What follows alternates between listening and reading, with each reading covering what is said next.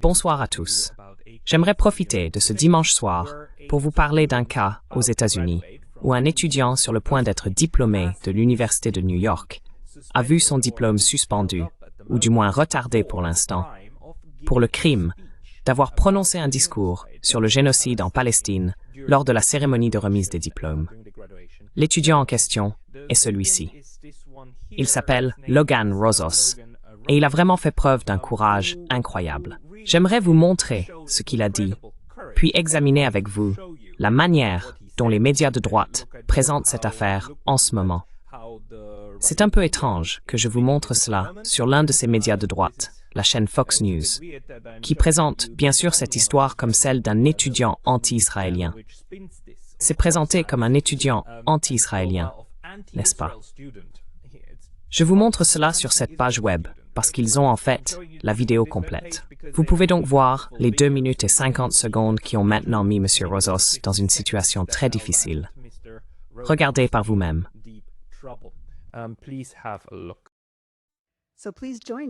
Je vous prie donc de vous joindre à moi pour accueillir sur scène l'orateur étudiant de la promotion 2024 de NAU Gallatin, Logan Rozos.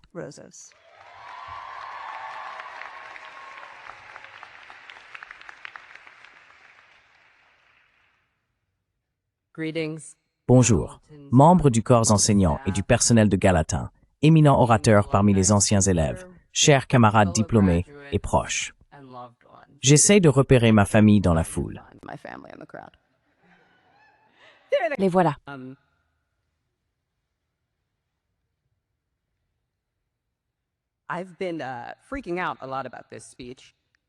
J'ai été très anxieux à propos de ce discours, honnêtement.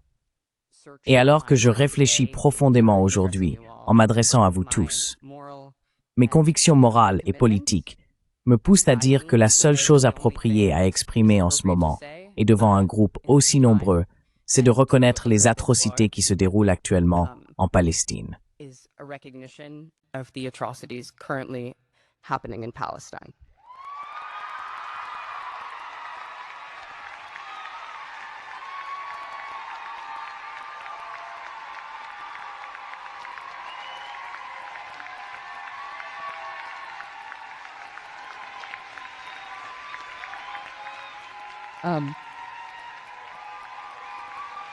Je veux dire que le génocide en cours est soutenu politiquement et militairement par les États-Unis, qu'il est financé par nos impôts et qu'il est diffusé en direct sur nos téléphones depuis 18 mois.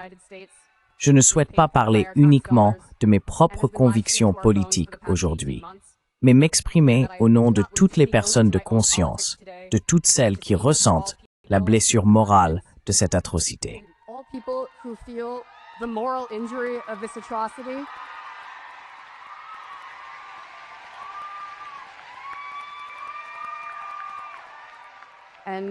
Et je tiens à dire que je condamne ce génocide, ainsi que toute complicité dans ce génocide.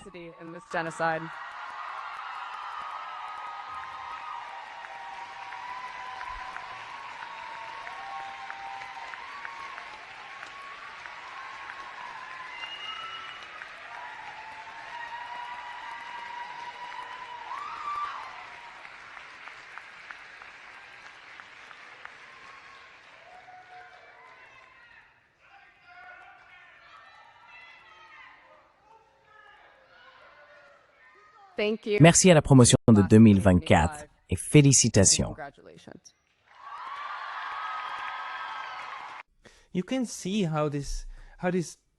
Vous pouvez voir à quel point ce jeune homme d'une vingtaine d'années, il a quoi, 21, 22 ans, est manifestement terrifié par ce qu'il s'apprête à dire, mais il a tout de même eu le courage et l'honneur d'exprimer ce qu'il pensait. Et maintenant, l'Université de New York retient son diplôme pour ce crime.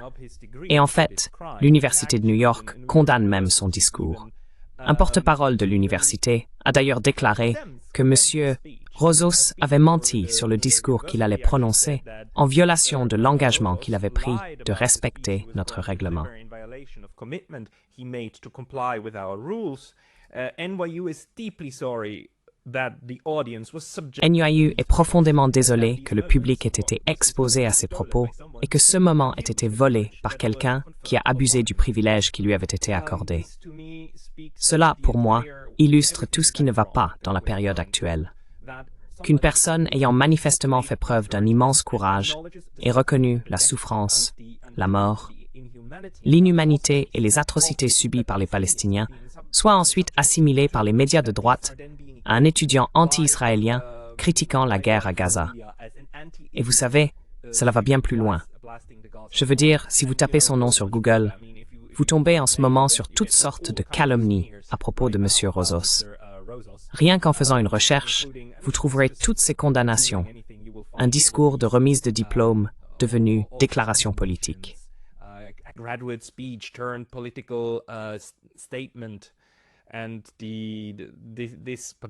Et cet auteur en particulier conclut que c'est un signal d'alarme. Les plateformes universitaires doivent être utilisées de manière responsable. La remise de diplôme n'est pas un meeting politique, c'est un rite de passage sacré.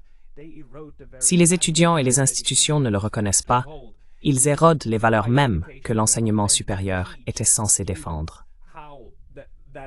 Si l'enseignement supérieur n'a pas pour but d'apprendre aux étudiants en quoi ce camp général a tort, alors il n'y a aucune raison d'avoir un enseignement supérieur. Et laissez-moi vous dire cela en tant que personne qui enseigne à l'université. Bien sûr, on comprend aussi pourquoi le lobby pro-israélien s'affole à propos de cette vidéo, n'est-ce pas? C'est parfaitement clair. Je veux dire, avez-vous vu la foule et la façon dont elle soutient M. Rozos? C'est un soutien énorme. Ce génie qui est sorti de la bouteille ne retournera pas dedans, même avec beaucoup de force.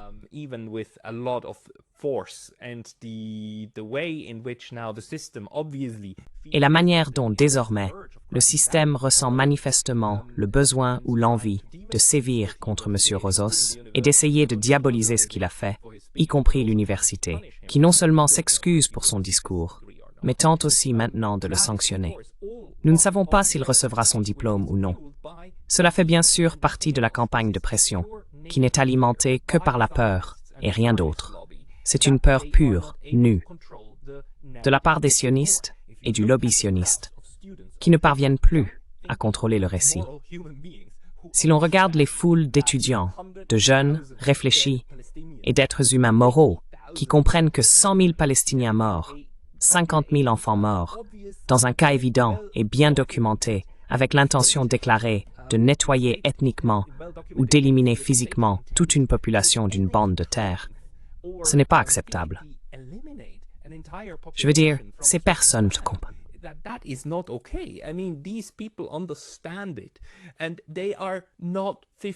Et ce ne sont pas des personnes de 50, 60 ou 70 ans qui ont vécu et accumulé de nombreuses expériences dans la vie. Ce sont des étudiants à qui l'on a enseigné, au cours des 20 dernières années, qu'il est mal de tuer. Et maintenant, ils sont témoins de massacres à une échelle qui n'est vraiment comparable qu'à celle de l'Holocauste lui-même.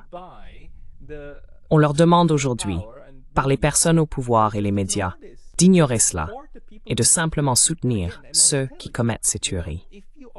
Et encore une fois, je dois vous le dire, si vous doutez encore de la moralité de cette situation, et si vous croyez au récit dominant, selon lequel tout est très compliqué et qu'il faut reconnaître toutes les erreurs commises par les Palestiniens, si vous pensez encore que c'est difficile, alors comparez simplement les chiffres. Je vous mets au défi. Les victimes sont celles qui meurent le plus. Comparez les chiffres de l'Holocauste réel.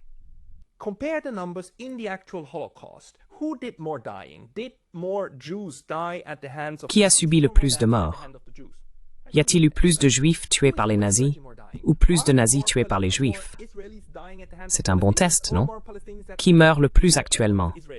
Y a-t-il plus d'Israéliens tués par des Palestiniens ou plus de Palestiniens tués par des Israéliens, par l'armée israélienne, par l'État colonial de peuplement? C'est cela le test, et il est évident, totalement évident.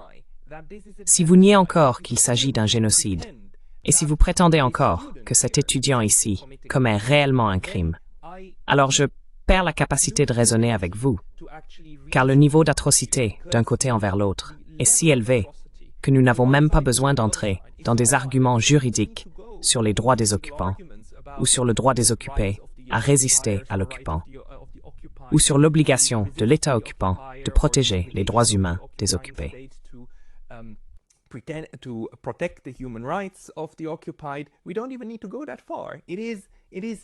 Nous n'avons même pas besoin d'aller aussi loin. Il est à ce moment évident qu'il s'agit d'un génocide diffusé en direct. Et je ne peux que féliciter M. Logan Rozos d'avoir eu le courage de profiter d'un moment où il aurait évidemment pu dire autre chose, mais où il a en fait passer le message. Et il insiste à nouveau, non seulement auprès de son gouvernement, mais aussi à l'échelle mondiale, sur le fait que même dans les États qui soutiennent le génocide, ce soutien s'effrite à la base, et il s'effrite rapidement. Et c'est la prochaine génération d'électeurs qui déterminera le sort de cette tragédie. Et la situation ne s'annonce pas favorable pour les sionistes. Elle ne s'annonce pas du tout favorable.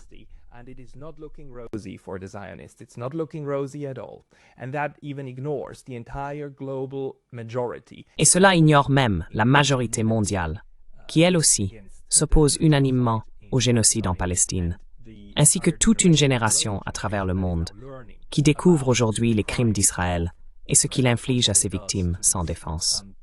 Cela continue de me laisser sans voix, et je suis toujours profondément choqué par tout ce qui se passe, par le génocide lui-même, par la réaction des gouvernements occidentaux face à l'opposition à ce génocide. Mais cela me donne beaucoup d'espoir de voir des personnes courageuses comme Logan Rozos prendre la parole au nom de tous ceux qui souhaitent encore que cela prenne fin au plus vite, que la paix revienne, et que ces personnes aient enfin la possibilité de mener une vie normale et digne. Merci à tous. Thank you, everybody.